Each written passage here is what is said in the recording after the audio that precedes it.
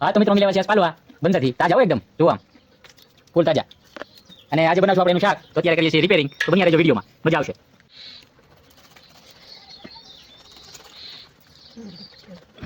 આમ જો મિત્રો એકદમ તાજા ફૂલે ફૂલ લોહી જાય એવા દરિયામાંથી કાઢી લેવા છે આગળ.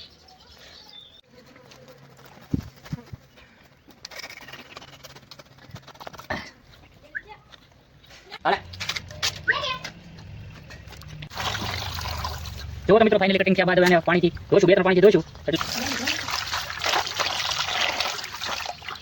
હાલો તો મિત્રો ધોઈને તૈયાર થઈ ગયા છે મસ્ત. જોઈ લો એકદમ સરસ ધોઈને કાશે. જો સરસ રીતે ધોઈને કાશે. હવે આ જઈશું આપણે શાકની ગ્રેવી અને શાક બનાવવા માટે. તો બની આવજો વિડીયોમાં. હા તો ચાલો મિત્રો આ બધો જે મસાલો છે આપણે નાના નાના કટકા કરી અને ખાંડણીમાં ખાંડશું અને એનો રસો બનાવશું. આવો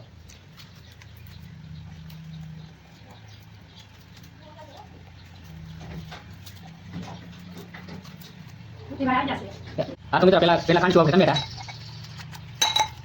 હા તો મિત્રો હવે ખાંડશું આપણે ડુંગળી. હા તો મિત્રો હવે આદુ અને લસણ ખાંડશું, એનો પણ પેસ્ટ બનાવશું. હા તો મિત્રો આપણો બધો મસાલો તૈયાર થઈ ગયો છે. હવે આપણે જઈશું શાક મૂકવા.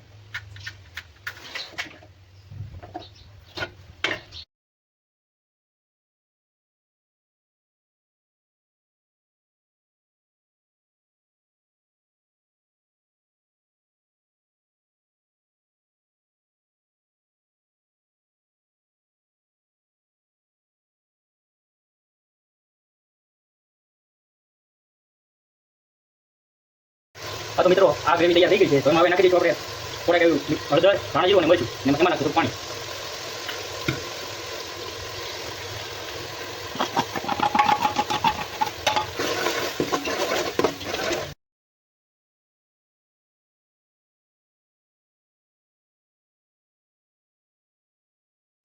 જો તો મિત્રો ગ્રેવી થઈ ગઈ છે તૈયાર. હવે એની અંદર નાખી દઈશું આપણે આ જે બટાકા આપણે લીધી છે પકાવવાની છે.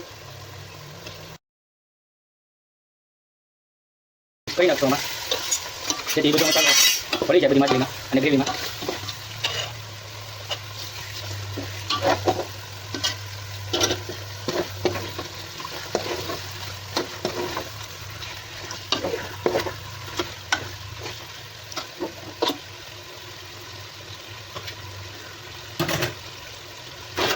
અને પછી 5 મિનિટ આમ રહેવા દઈશું.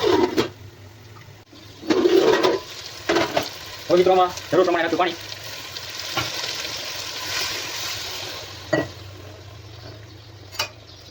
થોડોક નાખશું ગરમ મસાલો અને લવિંગ ભજીયા.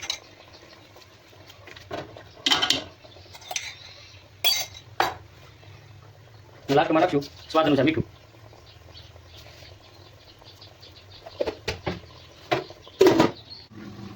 તો મિત્રો જોઈ લઈશું આપણું શાક ક્યાં કરવું છે. તો તમને એકદમ જોરદાર રસો બન્યો છે. હા તો મિત્રો આપણું શાક તૈયાર થઈ ગયું છે. હવે એમાં નાખી દઈશું કોથમરી. જો મિત્રો એકદમ જોરદાર બન્યું છે. કલર પણ એકદમ જોરદાર આવ્યો છે. આવી રીતે ટ્રાય મારજો મિત્રો, મસ્ત શાક બનશે.